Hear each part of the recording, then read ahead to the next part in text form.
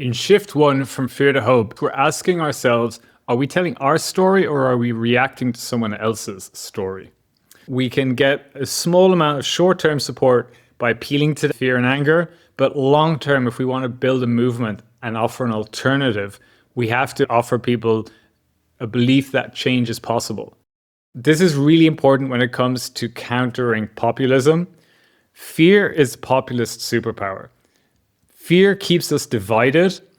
Fear makes us cynical of alternatives. And that's exactly what populists want. People say, we might as well vote for that guy because politics is corrupt anyway. Populists thrive where people are fed up with old political systems where both parties feel a little bit the same and they're not really listening to people. That's when people go for this radical alternative. No matter how much that populist then fails, no matter how much we highlight their hypocrisy, the only way we're going to deal with them is by offering a viable alternative. I used to think that what needs to happen is the populists will get into power, they'll do such damage that people will just obviously see that they're a disaster and vote them out. But unfortunately, the populist is built on that sense of crisis. The more the populist makes things worse, they're reinforcing exactly the conditions, the sense of fear and uncertainty that made people vote for them in the first place. If we want to defeat populists, we have to offer an alternative. So that's what hope-based strategy is all about, is making concrete an alternative based on the things we hope for. Let's see what this looks like in action. There's very few populists who are as good at wielding fear as in Turkey, but there is one candidate who defeated Erdogan's party twice in Istanbul mayoral elections, and his name is Ekrem İmamoğlu. He's one of the few politicians anywhere in the world to successfully stand up to an authoritarian populist, not once, but actually in 3 different elections.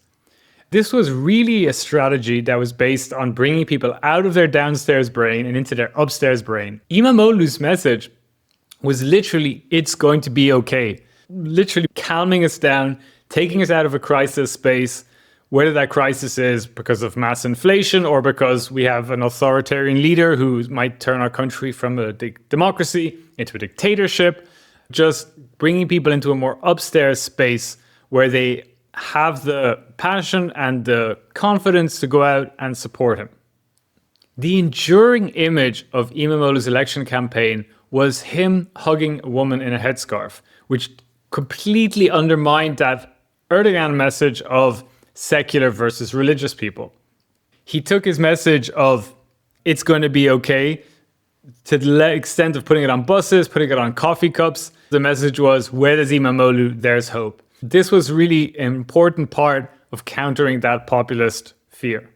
What made all of this possible was a brilliant campaign playbook called the Book of Radical Love.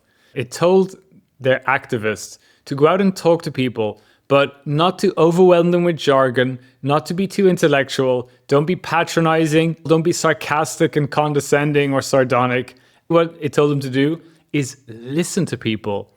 It also told them to just smile. And this was a very effective way of reaching people who were just a bit fed up with politics and being talked down to, and gave people a chance to belong to something.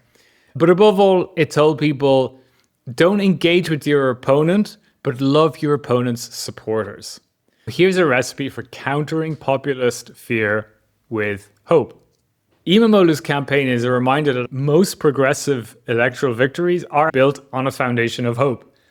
After all, it's about putting the progress in progressive. If you're going to vote for a progressive candidate, you probably need to believe that progress is actually possible. Whether it's most recently Claudia Sheinbaum's election in Mexico or other elections in Latin America, Africa, or in Europe, we tend to see hope when people are going for a big change. The original hope guy, of course, comes to mind. It's not just using the word hope. It's not just about slogans. It's about making the narrative your own. It's about the narrative being around your story and you not being part of someone else's story. So how do we do that? How do we hope as a strategy?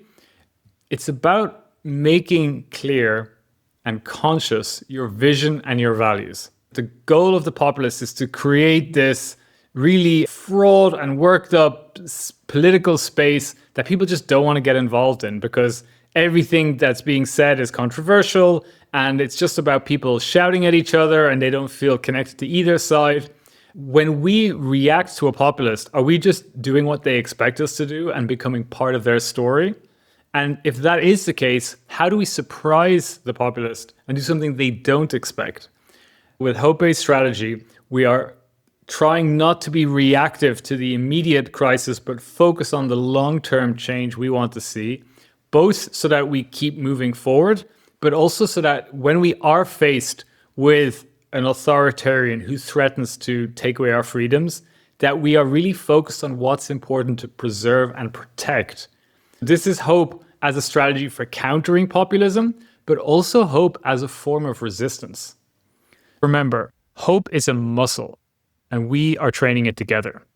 See you soon.